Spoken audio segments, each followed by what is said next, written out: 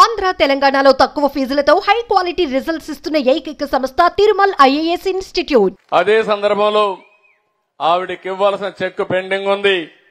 ఇప్పుడే కలెక్టర్ గారికి ఆదేశాలు ఇచ్చాను. మీ అందరి సమక్షంలో ఆ అమ్మాయికి చెక్ కూడా అందజేస్తున్నాం. ఇక్కడే ఆ అమ్మాయి ఇక్కడ ఉంది. ఆ అమ్మాయికి కూడా ఈరోజు 65,150 రూపాయలు చెక్ ఉంటే 5 ఏళ్లుగా ఇబ్బంది పెట్టారు. ఇమ్మీడియట్ గా చెక్ కూడా అమ్మాయికి అందిస్తున్నారని చెప్పి కూడా నేను మీకు తెలియజేస్తున్నా. తీసుకో అట్రమ్మా, అడ్డుడమ్మా. ఇది ఎందుకంటే ఆ అమ్మాయికి రావాల్సిన డబ్బులు 5 సంవత్సరాలు ఇవ్వకుండా ఇబ్బంది పెట్టారు.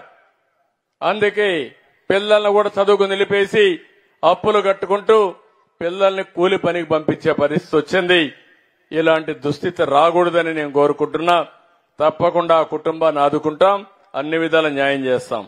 ఏంటమ్మా, ఏమైనా మాట్లాడాలనా? ఓకే అమ్మా, థ్యాంక్ యూ. ధైర్యంగా ఉండి మైకి వా.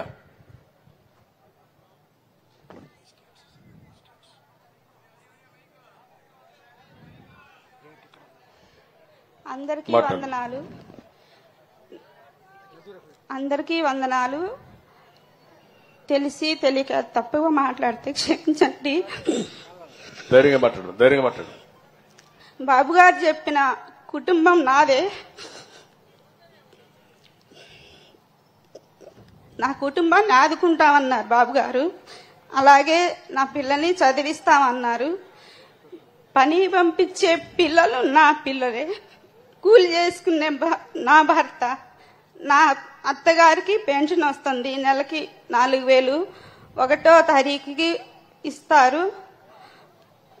నాకు మాట్లాడతాం రాదండి, ఏమన్నా తప్పుంటే క్షమించండి. ఫ్రీగా మాట్లాడమ్మా, నువ్వేం చెప్పాలి ఇంట్లోనే మాట్లాడు.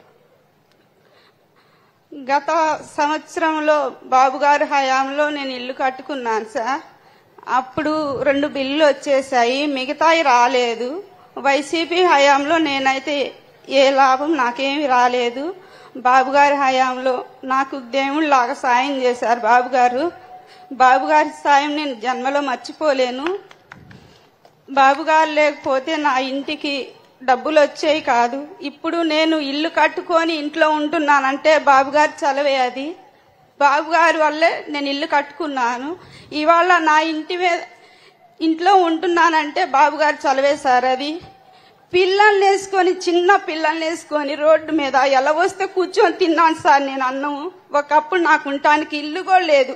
నన్ను ఎంతో మంది ఎన్నోసార్లు హేళన చేశారు.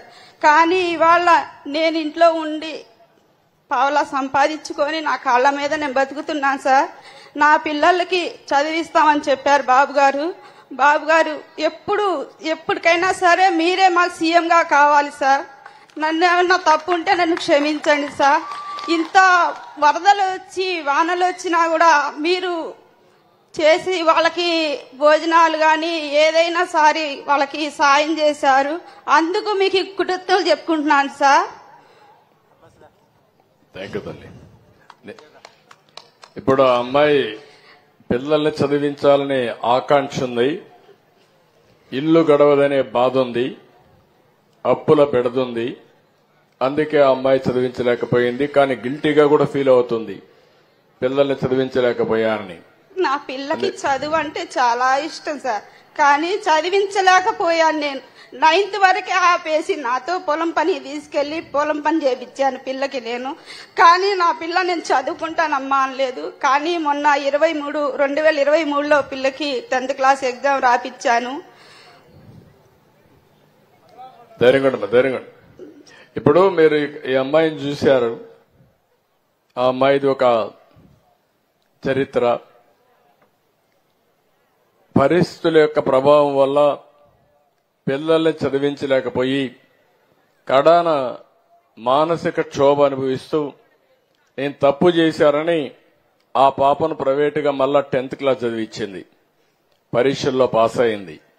అందుకే నేను చెప్పా, ఇంటర్మీడియట్ లో నేను హాస్టల్లో చేరుస్తున్నా, చేర్చి పూర్తిగా ప్రభుత్వమే భరించే విధంగా ఇక్కడే రవి ఉన్నాడు, ఆయన స్కూల్లో పెడతానంటున్నాడు. ఇమీడియట్ గా ఆ స్కూల్కి పంపించే బాధ్యత తీసుకుంటాం. ఆ హాస్టల్లో పెట్టి పూర్తిగా ప్రభుత్వమే చదివించే బాధ్యత తీసుకొని అన్ని విధాలు ఆదుకుంటానమ్మా. మీ అబ్బాయిని కూడా బాగా చదివించానమ్మా. Thank you. సుమన్ టీవీలో మీ పర్సనల్ అండ్ బిజినెస్ ప్రమోషన్స్ కోసం కింది నెంబర్కి కాంటాక్ట్ చేయండి.